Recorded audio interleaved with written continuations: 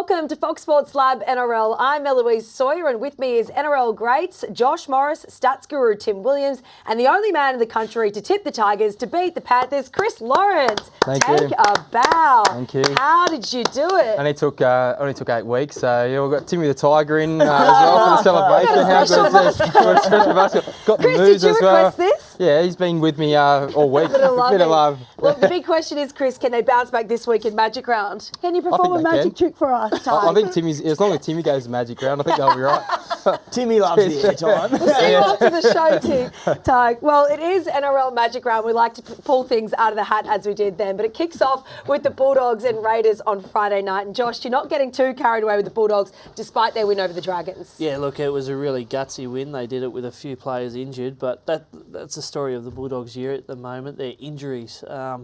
You know, every time they look good, someone else gets injured. Braden Burns was outstanding for them on the weekend, and he's not playing this week. The Raiders, they've won 3 in a row now as well, so they're kind of flying under the radar. I think off the back of Jack Whiten's news, the performance he put on the weekend was outstanding, and I think that gives them confidence to win this game as well. Let's touch on the Bulldogs for a minute, Tim. With Jake Averillo, Carl Oluwapu, those sort of juniors that are getting their chance at the Doggies. What are they proving for this next generation, and how much can they impact this squad? Yeah, there's plenty of talent there. Averillo was outstanding on the weekend. He's got so much speed about him. Those 2 runaway tries. Oluwapu's an interesting one. Obviously got his debut on the weekend, came off the bench. You can tell that they're obviously being pretty patient with him. They'll ease him into a starting role. In New South Wales Cup, he's a big ball running 5'8". They've been getting him in at halfback in New South Wales Cup just to learn the trade, learn to get a side around the park. My question for you boys with Oluwapu and with Matty Burton. Burton's obviously made that shift from 5'8" to halfback the last couple of weeks as they're making this transition. Do you think he can make that move to halfback properly, or do you think he, by nature, is a ball-running 5'8"? Oh, I think he can. He's young. You know, that they can teach him the system and he can learn it and then go down in reserve grade and implement it and then come up to first grade so he feels confident. I think having a bloke like Josh Reynolds there is going to be massive for his development as well. He'll only help him and teach him the ropes as well. So I think it's definitely possible that he can slot into that halfback position. I think you look at like a side like the Sharks, they've really got 2 running ball players, you know, Matt Moyle and Nicho Hynes, and I was probably at first sceptical if they would work. They've shown that it can work if you have a 9, obviously like Brayley there, and you've got Reid Marnie there to really look after the middle. If they've got a 9 that control the middle of the ruck and have 2 running ball players, I think it can work in the long term, especially if they've got good kicking games as well. That's probably the most important thing of being a halfback. So who comes away with the 2 points in this one? I'm with the Raiders. I think we spoke about a few weeks ago. They're a type of side that, again, can play ugly and string a few wins in a row together. They've done 3 in a row now. They could quietly go under the radar and put 4 or 5 together. We've spoken about it. They're not going to blow a team away. They're going to be in the game right until the death. I just think with those added injuries of the Bulldogs, the back end of the game, they might feel the pinch. We spoke a month ago about the Raiders and things that they might be able to change to sort of get a few wins on the board, and there's been a couple of things there, but the 4 games they've lost this season, they average 7 offloads per game. The 4 games they've won, they've averaged 13. And we spoke about a lot of their attack coming through their forward pack. That's where the money's tied up in their roster. It's a very dominant forward pack, but they need to be creating that second phase play. So Ricky Stewart, obviously a big fan of Fox Sports Lab, and he's taking that on board. They're starting to free the arm, and they're looking good. Yeah, he's a regular viewer here, Tim. So Ricky, if you're watching, his little shout out. Now the second game up is a beauty. A Seagulls team looking to find some form up against competition leaders, the Brisbane Broncos. Chris, there have been some worrying signs at Manly at the minute, off field, on field. What do you make of where they're at the season so far? Yeah, there's probably 2 things that are worrying me. Their inability to really perform with Tommy Turbo out. They've shown it over a number of years, but probably that inability to adapt their game style for having him out, and some of the negative off-field dramas that they're having. Obviously, the issues with Josh Schuster. You've had some players, Daly Cherry Evans, come out and publicly give him a spray. They've got obviously coming out about having a fight with a teammate. All those things don't read well. You want to have a team that's in harmony and working together, particularly, again, when, yes, you've got Tommy Turbo back, but he's probably not 100% fit. You need your other teammates performing, and I think there might be a little rift in there. Who's a bigger impact, Tommy Turbo for Manly or Ezra Mam and Payne Haas for the Brisbane Broncos? I mean, I think that's sort of... I think Payne Haas and Ezra Mam. I think Payne Haas has been putting the team on his back for a long time, but now he's got the support of Carrigan, Flegler, blokes like that. But we saw how much of an impact he had when he wasn't there in the South game. So I think him coming back spells trouble for Manly. And Ezra Mem, I think he's been one of the players of the season so far. So Tom, as Chris said, I don't know if Tommy's at 100%, and they've lost Jake as well. So he's normally the one to get that forward pack together and in harmony. Without him, they might struggle. Yeah, absolutely. There you have it too. Great Friday night contest to really get the Magic Round party started.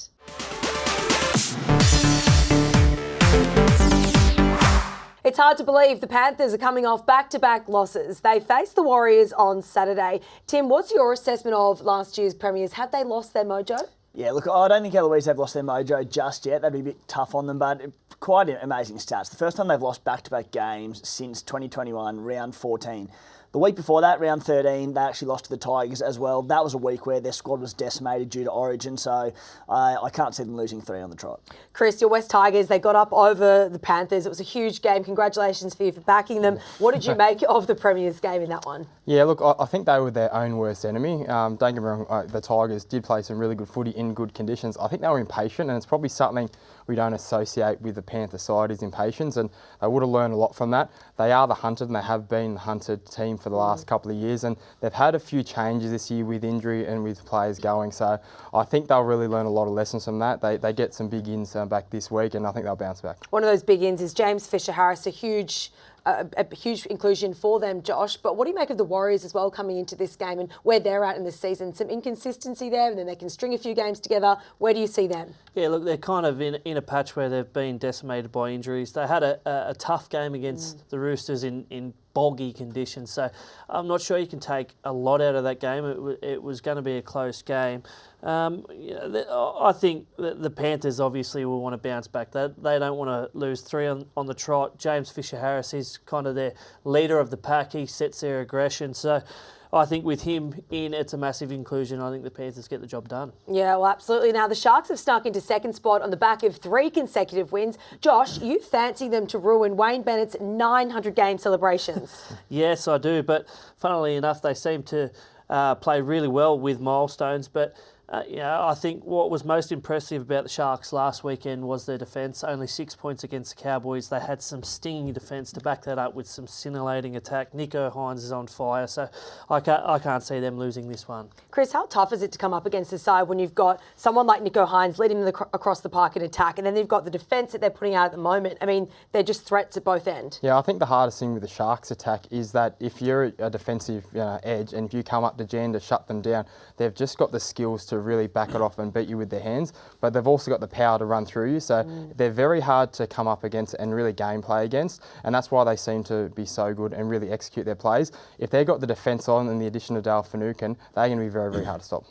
Tim, I'll touch on you. You can get us through the Dolphins and a few stats around them. They welcome back Tessie New. How do you see them sort of at the moment? We know that they've fallen away at games at the start, but they've managed to mount a comeback. How wary are the Sharks of the Dolphins bringing that out in the second half? Yeah, the first half, the last couple of rounds, has been terrible from the Dolphins, and I think Wayne Bennett, you mentioned his 900th game, they'll rectify that. They'll be up for this clash.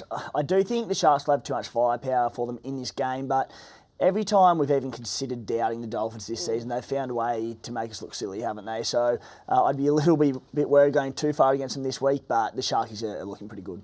Yeah, well, Cronulla could finish Magic Round in top spot if all goes to plan for Craig Fitzgibbon's men in Brisbane.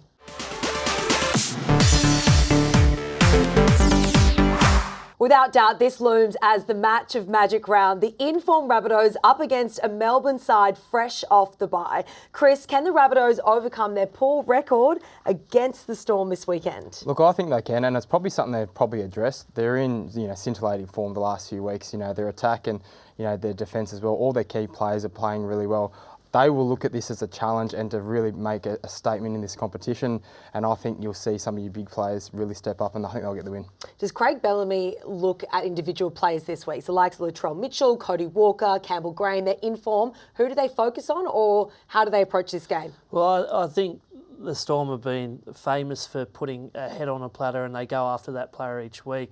It could be Latrell, it could be Cody, it could be Campbell Graham, but I think we'll find out in the first 5 minutes who they're actually targeting, and they do it so well. But I'm really looking forward to this game. It's Origin jumpers are on the line in this one. This is a great audition, and I think we can see some players stand up and get a Blues jumper from this game. Yeah, absolutely. There is plenty to play for this game. Now, Nelson Asafa-Solomona had a huge impact in his return for Storm from injury. Tim, how much does he or his presence bring to this Melbourne Storm side? He's such a focal point of Melbourne's attack. I do think they're lacking middles a little bit this year, but Big Nass, he came back last week. He had 5 offloads, I think 5 tackle busts, played 58 minutes, really big numbers for him. So he's so important to them. He's so important to Harry Grant as well, who is probably the creative head in that side. Just on South Sydney, as good as they've been this year in attack, we know they've got points in them. Defensively, they've been outstanding. They've actually got the second best defence in the NRL this year, 15 points per game. The Brisbane Broncos, who they beat last week, had the best attack in the game. Defensively, they're also 3 clear of third place, which is also the Broncos, who concede 18 per game.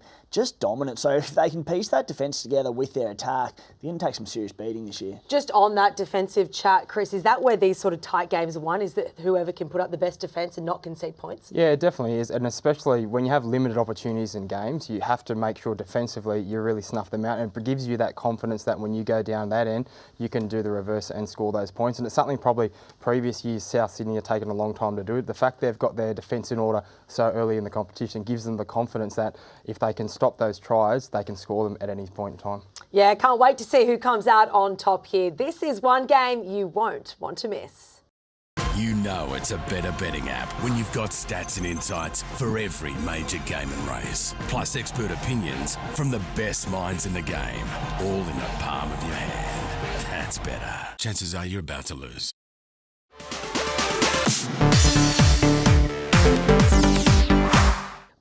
Well. West Tigers finally win a game, and now everyone wants to jump on the bandwagon. Chris, can you believe that these two alongside me are tipping? Look at this grin on his face. They're tipping the Tigers to beat the Dragons after everything they've gone against them this year. I've sat and copped it all every single week from you guys. Isn't a week a long time in rugby league? Against me each and every week, and now you jumped on the bandwagon. So tell us why you're tipping the West Tigers. Oh, look, I think a few of the young fellas get their first win. It's a different week at training. The pressure's off. The confidence is there. You can go out and try and play a bit more exciting footy. You don't feel as restricted or have the shackles on because you're not worried about losing. So I think that bodes well for the Tigers. 2 40-20s from Luke Brooks. His kicking game was great. It's probably one of the best games we've seen in a long time from their half. What did you make in his assessment of the game, Tim, and how much confidence does that bring just him as an individual who has taken a lot of the brunt of their losses this year? Yeah, poor old Brooksy is the first one to be scapegoated when anything goes wrong at that club, and so happy to see him put on a big performance against the Panthers, obviously back-to-back premierships. He just played to the conditions well and played like a halfback should. He kicked extremely well. He kicked long. He kicked early. And the Tigers as a club, or as a team I should say, they played to the conditions better than Penrith did. Penrith were probably trying to be a little bit too expansive at times. The Tigers were high completion and got the job done, and I think, Luke Brooks had a big say in that. Can you believe what you're hearing, Chris? I know, it's good to see some positive talk about the Tigers, but I agree with both what they're saying in terms of the confidence. It's like the monkey off the back, getting that first win. There was probably a few cases 10 minutes before the end of the game they could have iced that game, but I think the fact they haven't won in a while, they just did not know how to win. I think the fact they've been able to get a win against such a good side, the confidence is going to be there. Brooksy got back to just playing to his strengths. When you're down on form, just play to your strengths and play some simple footy and just nail one thing. He's been able to nail that. He'll be able to extend on that, and I'm confident they can do it again. Yeah, absolutely. Now the Roosters suddenly have their strut back and face a Cowboys side headed in the wrong direction. Tim, surely we can chalk this down as a Roosters win. You would think so. But the thing we're seeing a fair bit this season is when sides do get decimated or they have a big loss, they often get up the next game, and that happens so frequently in the NRL. So, look, I don't want to write the Cowboys off for that reason, but the Roosters are in pretty decent form. They're looking okay without looking outstanding. One player I'm excited to see come back is Hurlem Lukey on the edge for the Cowboys. I think he's a future star of our game. Obviously suffered an ACL injury last year, had a hamstring injury about a month ago. He comes in for Jeremiah Nanai, and I think if you had a longer period to string games together, I think he'd be a smoky for Origin, but just a massive in for them, but too many injuries. Yeah, absolutely. Both just alongside you quickly, both tipping the Roosters in this one. Yeah, with the Roosters, but they're wary about the Cowboys if they do bounce back. But I think Roosters are hard to go past. Yes, there would have been plenty of sleepless nights for Todd Payten as he attempts to turn this worrying form slump around.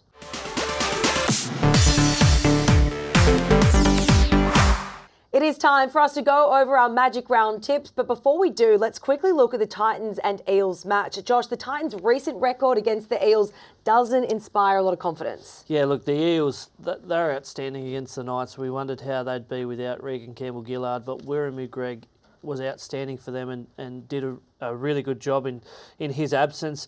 The Titans, look, they got a good win over Manly, but no AJ Brimson. There's an injury cloud under Foran. I just think the Eels are in a better position here. What do you like about the Eels heading into this one off the back of that win over the Knights? But are you still convinced by what they can do at the moment, Tim? I thought that was the most complete performance Parramatta had put together in a long time. They played for 80 minutes, which is a rarity with that side, because we know they've got the strike power and they've got so many points in that side. I just find them so hard to get a gauge on because one week they're up, the next week they're down. They seem to be like that and have been like that for the last 18 months. So in theory, yes, they should come out and win this game potentially quite comfortably. But again, we just don't know what Parramatta side's going to turn up. And to be fair, the Titans are a bit the same. So it's a tough game to assess. Just quickly, Kieran Foran, if he doesn't play this weekend, we know he's had that really bad toe last game. He did play 80 minutes, but how much does that hurt their side in terms of consistency and around the spine, in the halves? Yeah, definitely. He'd be a massive loss. Even with him playing, not 100%, it's going to be really tough for them, especially with AJ Brimson out, and means a lot of experience in that spine does go. Like what Tim said with the Eels, if they go back to playing that grinding style of game, the points do come. I think early on in the year they've tried to score too many points. We know they can score points. They got to a grand final of playing a grinding style football where Mitch Moses kicks to the corners and they wait for the opposition to make the mistake. If they do that, the Titans have showed that they can be patchy and come out in second halves in a lot of games and really leak a lot of points early. So I think if Parramatta stick to that grinding style in the back end of the second half, I think they get the Titans. Yeah, there you have it. Now let's take a look at the panel's round 10 tips, and it seems we are pretty much in sync for once, but I think the Dragons will win. So I just want to offer the panel one last chance to stick with the Tigers. Tim, if there is an upset, where should we be looking across Magic Round? Look, it's a tough one this week, isn't it? There are a lot of quite levelled up games. I think Penrith are pretty dominant in their one. The one that I worry a little bit about, and it doesn't probably make a lot of sense, but just the Cowboys, that bounce back factor. I know they're missing a lot of numbers, but the Roosters haven't been overly convincing. So if there's one big upset coming, it could be the Cowboys. Are we convinced that last year's premiers, the Panthers, are back on track at the moment? How are we feeling going into this one? Oh, look, they've had back-to-back losses. They would be very unhappy with how they performed against the Tigers. They really didn't play to the conditions, but they get James Fisher-Harris back, who's a massive inclusion for them.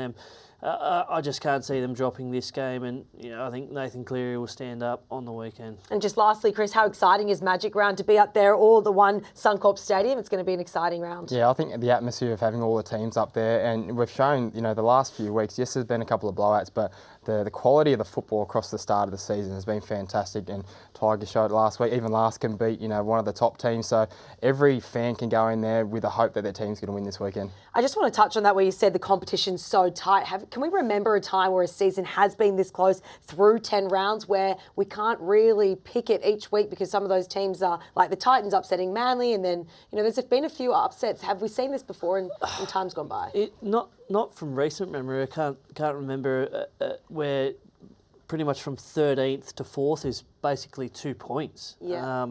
And it's so interesting. You can go in there dead set thinking the side's going to win, and if they're off by 1 or 2%, the other team can win. And I think that's what's been so exciting about this season, where there's a flip of a coin for some of the games, and they're the games you really want to watch each weekend.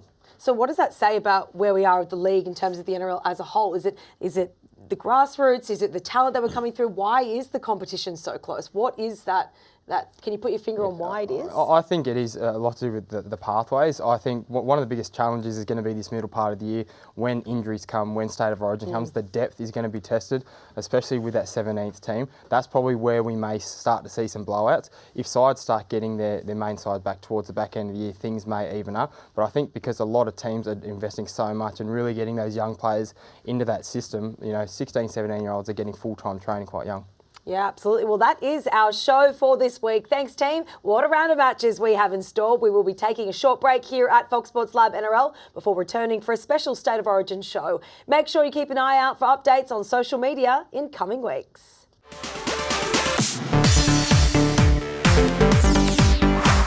G'day guys, the betr SC Playbook multi of the week for round 10 is James Tedesco to score 50 plus official NRL Fantasy points this weekend into Joey Manu anytime try score at $4.20. Magic round this weekend, so excited for it. Teddy, he hasn't been scoring that well fantasy-wise this season so far, been disrupted for a few reasons. There was a concussion there last weekend in New Zealand, absolute torrential rain which impacted him big time. I think this weekend he's ready to explode, so that's the play. Good luck in Magic round.